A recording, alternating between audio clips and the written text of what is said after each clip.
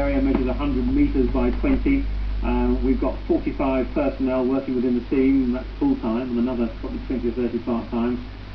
6 transporters, loads of mechanics, and it'd be one hell of an operation. Dr. Johnathon's dream is for all 24 drivers to race in almost identical machinery, making it a true test of skills. The Van Diemen cars weigh 500 kilograms and are powered by 1.8 litre Audi turbos, producing 250 brake horsepower.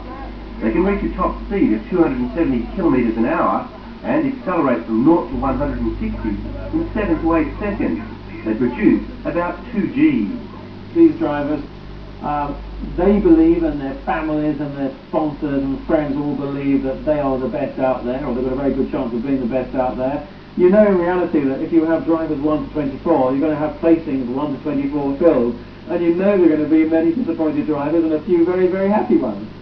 You just wish they could all have exactly the same perfect chance. That's the idea of Formula Palmer Audi, and that it's actually driver talent that will determine ultimately who comes through.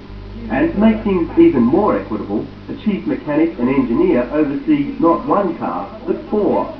Other innovations to give everyone a chance will include reverse grid and a limited use of turbo booster buttons.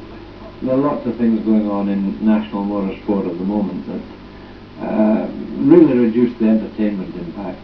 There's a lot of blocking and moving going on. So one of the things we've set ourselves to do with Formula Palmer Audi is to eliminate all that, clean it up, and just simply make motor racing more exciting for the spectators.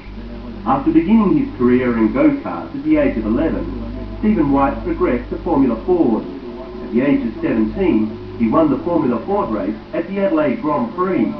And in the season of 1993, he was runner-up to Craig Lowdnes.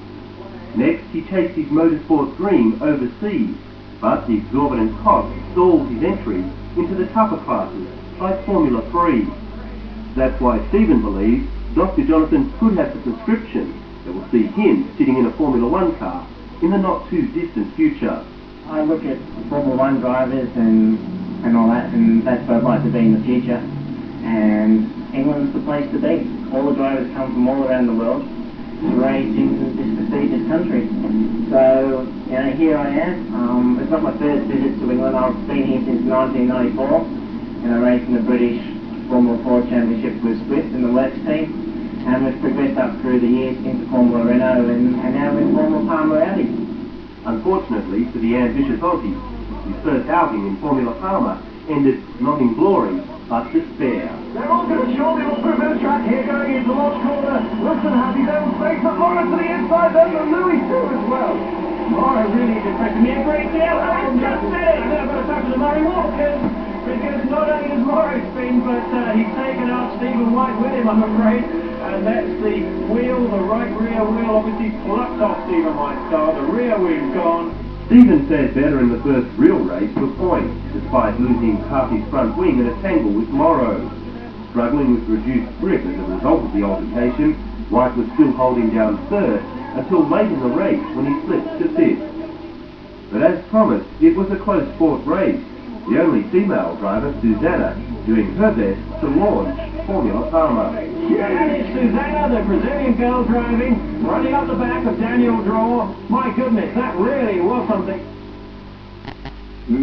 Pretty spectacular pictures, but 5G looks like an interesting formula. It's a great formula. It really is a good idea. I mean, there's no such thing as a perfectly identical car, but there's as close as you'll ever get. But that was a shame about Stephen White. I mean, he was just typical motorsport, minding his own business.